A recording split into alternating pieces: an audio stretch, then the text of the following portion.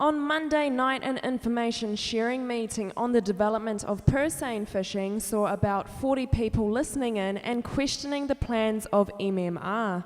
Secretary of Marine Resources Ben Pornier admitted to not parting as much information to the public on Seine fishing and felt the session on Monday night was very useful. Seine fishing is managed according to the number of days Seiners are allowed to fish.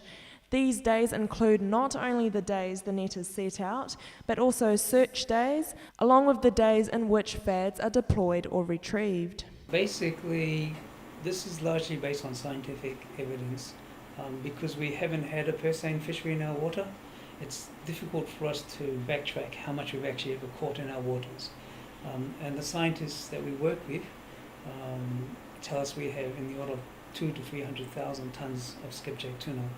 So we took a very conservative approach. We took an approach was actually half of what we felt would be a scientific basis to establish our total allowable catch. We went way below that because we didn't want to run into any conservation issues.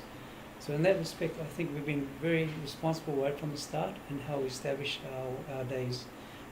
1,250 days may seem a lot to the public, but you have to realize that parties to the Nauru Agreement, who mainly fish for skipjack tuna, they fish 45,000 days.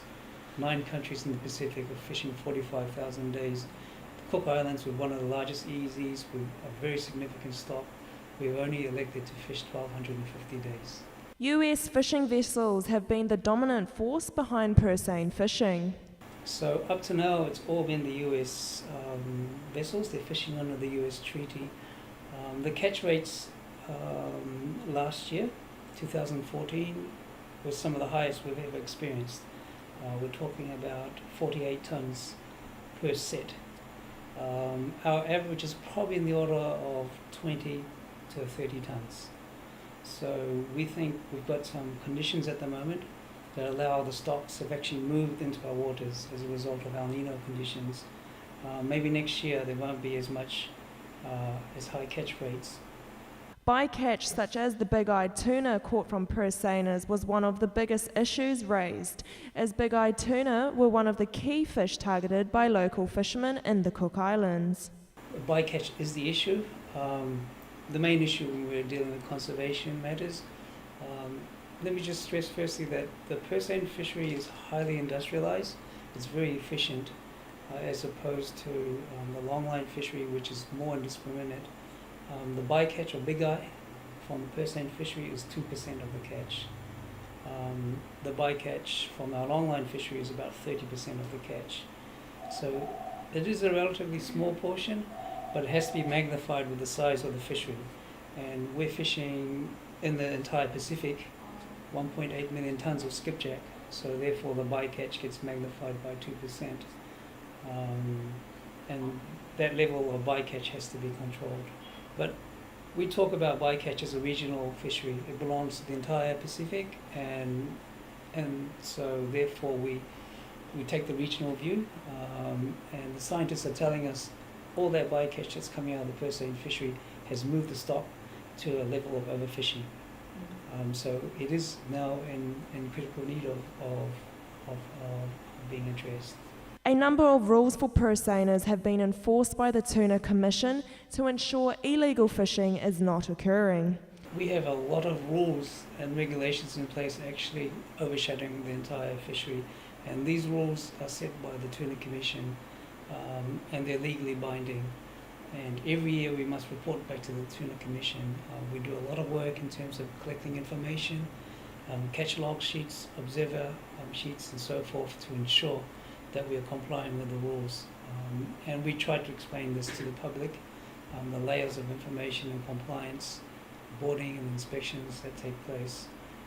This is why our office in Pongo is very important to our ability to monitor the Seine vessels that are offloading into Pongo. On the issue of observers being bribed, I mean, that's an allegation that is easy to be made. We're comfortable with our observers. We have some very competent, they're mainly boys from Samoa who have worked as merchant fishermen. When they're on board fishing vessels, they're treated as first officers. So they have a very high status, and their reports are not given to the captain. It's given to the ministry to handle, and any sort of pressure that's been put on the observers, we of course will take measures against any captains who would attempt to do that. Fish aggregate devices used by purse seiners has been a hot topic amongst a number of communities, though MMR are not convinced the banning of fads are the way to go. Yes, the ministry has never instigated a ban on fads. Fish aggregate devices, fishing technology. Our local fishermen here know how important fads are, and we don't think putting a ban on technology is the way to go about managing any development. I mean, the challenge is to improve the technology, to reduce the bycatch. The challenge is to develop other markets, which doesn't require fads. We're engaged in this, and we don't think that it's well, on the first case, we're not a fishing company, so we can't dictate to a fishing company their strategy for how they fish and the technology they adopt. We need to manage their technology and drive in the right direction. From Tuesday night's meeting, it was clear that the public were against the development of purse seine fishing in the Cook Islands. The hope in which their concerns were heard now lies in the future actions of MMR. I think the public have expressed some legitimate concerns, and I think that's our challenge. I'm not sure if we call it a for or against. It's the mandate of the ministry to develop this fishery in a sustainable manner, and it's also the mandate of this ministry, obviously, is to take account of what the public are saying. So part of what we're asking from this session with the public is to air those concerns, and let us. I think, with due respect to the ministry, we could have anticipated a lot of these concerns, and we are already addressing a lot of them. If you would take the issue of fads, for example, we have a 4-month fad closure in our waters. So for 1/3 of the year, purse seiners are not allowed to use fads. We're also working with the region on closures on the high seas. We're also working with the region on putting a limit on big eye longline catches. So we've already been engaged in these conservation issues, and I suppose the public weren't aware of how much work we're actually doing, and we wanted to be able to give this opportunity to let them know that. Local fishermen were one of the key groups seen at Tuesday night's meeting, as they are feeling the pressures the most, with catch rates dropping and size rates decreasing. Well, this is an issue that we are paying close attention to. We have an artisanal catch monitoring system in place at the moment. We have about 300 local fishermen who send us their catch log sheets, and the whole purpose of this log sheets is to monitor catches at the local scale, and part of that is to see if there's any interaction with fishing activity at a commercial scale that's impacting on the local catches. At this stage, we believe the interactions aren't occurring.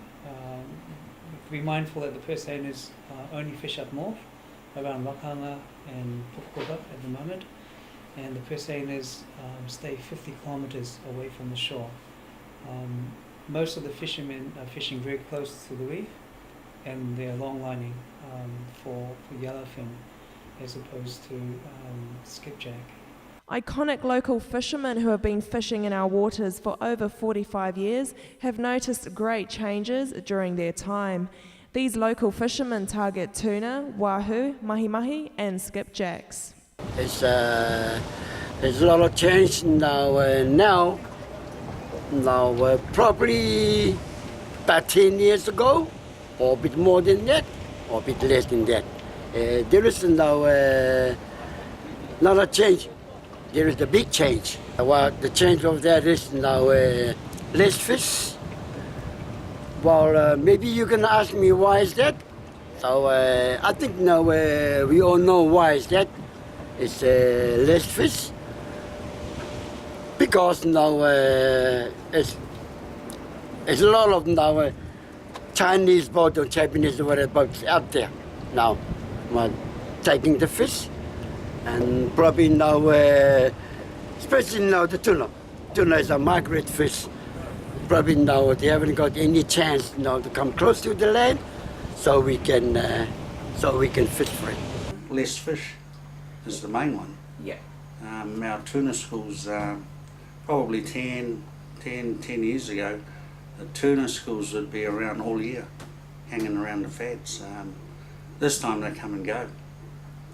It just it shows that it's probably not a lot of fish out there anymore.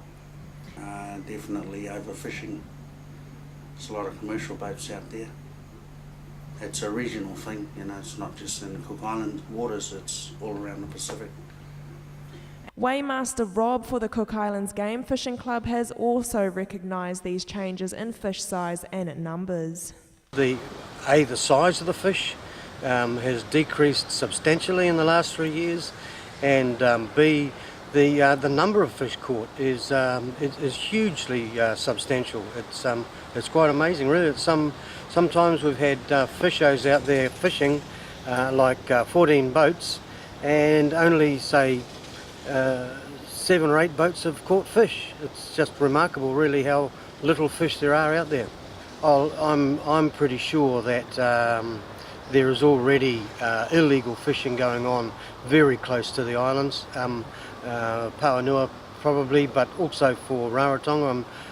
The amount of buoys and that we've got in our garden that have been washed up are simply Seine pursing buoys that are broken free, and we have a number of them here, and we don't go out looking for them, you know, on purpose. But so they're obviously fishing out there already.